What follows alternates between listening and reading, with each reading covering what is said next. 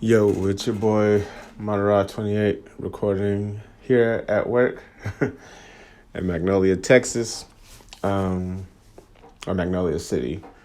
But yeah, man, just coming at y'all for a little bit on both One Piece chapters, 1044 and 1045, Monkey D. Luffy, or no longer Gomu Gomu no, but human mythical model, Sun God Nika.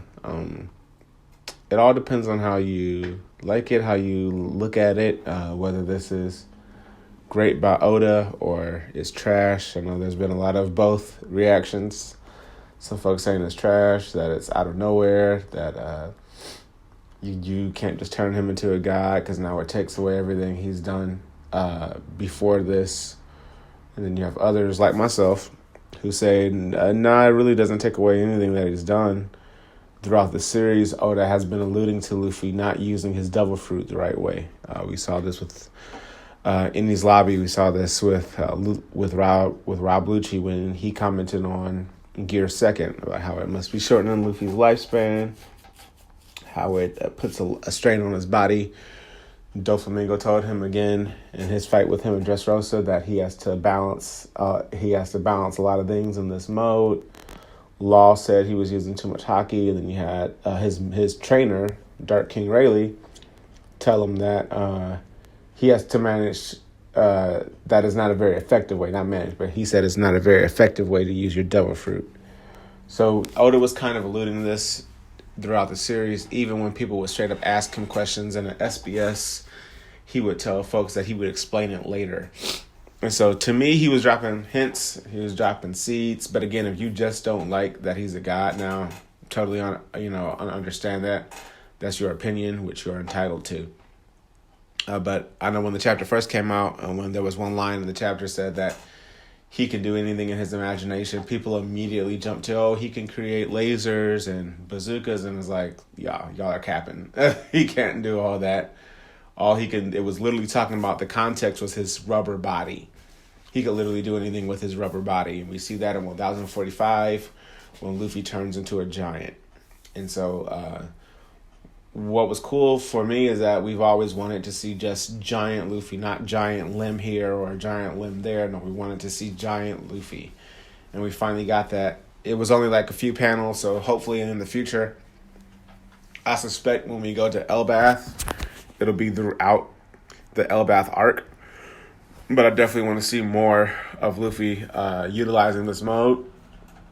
Well, not mode, but a feature of the Devil Fruit, which when he's just as Gear 5 is Sun God Nika, but that's actually his awakening.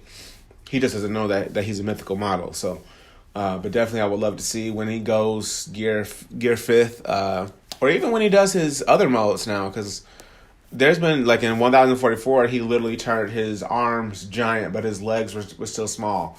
When he pulled up the ground and turned the ground into rubber and flung back the blast breath or the Boro breath. He literally, my wife is texting me, sorry about that. But, he literally turned his arms huge when he did that. So I wonder, can he go into, let's say Bound Man or Snake Man now without that added strain of using too much hockey? Because one thing, so in the scanlations, he says he's coded himself in King's hockey and armament, but in the official viz, it just says he's able to use King's hockey and armament hockey in the awakening. So if you look at the last few panels of 1045, notice how Kaido's attacks don't draw blood from Luffy anymore.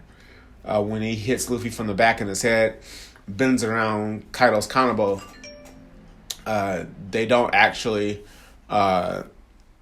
there's no blood. Even when he hits him down and kind of turns him into a peg and then Luffy bounces up in the air, no blood. So I'm wondering what Luffy's doing with that. Like, is he purposely bending his body in different ways to make the damage just blunt, like he did with Alvida in the beginning of the series? Because she had a mace too. And she hit him in the beginning. He's like, oh, that doesn't work for me. I'm made of rubber. But we know Kaido is an armament hockey and King's hockey user. He also has future sight and observation. So he's an advanced user of all three forms of the Hakis. So it's definitely cool. I'm hoping Oda gives us even more. He keeps on expounding on what Luffy can do. But yeah, man. There's even been contention with the Gorosei because people are like, oh, the Gorosei should have been, after Luffy, more throughout the series. And it's like, well, one, the Gorosei, the one who we refer to as the Gandhi and the Gorbachev one, at the end of chapter 137, it's the Gorbachev one. He says that it was lost to even them in the annals of history, right? So they don't even know because they keep on referring to the government apart from themselves. That's because I'll use a Star Wars reference here. In episode 3, when Mace Windu and them are going to arrest Chancellor Palpatine in his office in the Senate, they're getting into a verbal spat, and Mace Windu says, "The Senate will decide your fate." And Palpatine answers back and says, "I am the Senate." So it's the same way with Emu. The Gorosei, the 20 Kingdoms, are just figureheads. They're not actually the ones who do anything. They're not actually the ones who control the world. The one who controls the world is Emu. Emu is the world government. That's why the Gandhi Gorosei says that the government has been trying to get this devil fruit back for 800 years. So not necessarily the current Gorosei who are trying to get it back, no matter how old they are. Some of them could be, like, because we know Kureha in Drum Island, I believe 2 years ago, she was 145 or 147. So she would be either 149 or 147 now in the present story. So, and she says this because of alcohol, but obviously it's probably something else. That she's able to do maybe a life return, like some of the CP9 members could use in his lobby.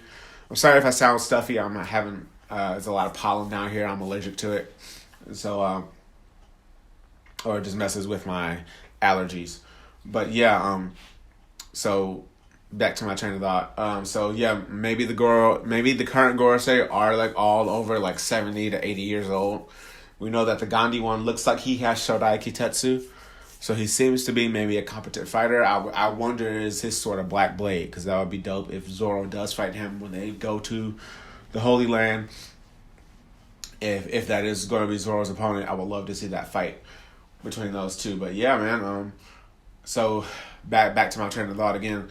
It's not necessarily them who control the government. They themselves haven't been trying to get it for 800 years. But a lot of people in the community believe Emu has. People believe Emu has had the immortal surgery performed on him. One of the reasons why Doflamingo wanted the Op fruit, because he said it could allow him to control the power that resides in Mary Joie. So maybe Mary Joie has a weapon of mass destruction. Somehow it works in conjunction with the Op fruit. And that's why Dofi wanted it. Or Dofi just wanted to be immortal like Emu, because Dofi does know the secret of Mary Joie. And I believe he knows who Emu is. And so that's why the world government went ahead and went along with him when they were supposed to put in the fake news report that he was kicked out of the Shishibukai, or the Seven Warlords. And so, but yeah, man, it was definitely, these last 2 chapters have been good. I do agree with some people who say that they wanted Luffy to be quote unquote dead a little longer, so that way we could, settle and marinate in that moment. But obviously Oda is kind of on a warpath with trying to get through this arc, so I definitely understand where he is as a writer. This is the longest running arc in all of One Piece. It's been going on since chapter 908, I believe. So we're like 127 plus chapters into this arc. And so I can definitely see why Oda wants to go ahead and get on with it. He has to get to the I believe Act 4, which is going to be the end of the arc. And then we got to get into Elbath and then other things. We got to go around the world, see what happened with the abolition of the Shishibukai system, who got captured, who didn't, who's still at large. There's just a lot of things that they have to play out. And Oda's going to have to take chapters to like dedicate. He might do montage clips like he's done in the past, as he was doing at the end of Oden's flashback, just kind of montaging through it. But yeah, man, I enjoyed both chapters. Both were 10 out of 10s for me, but I can definitely understand complaints. I'm not going to tell anybody to just stop reading. Obviously, if you have a complaint that you feel is valid, it's your opinion. I just have to be. I'm of a different opinion though. But yeah, comment down below, like and share if you do. Dislike as well. Any type of interaction helps the channel grow and it gets us out there into the feed. So yeah, this is Moderate 28 signing out.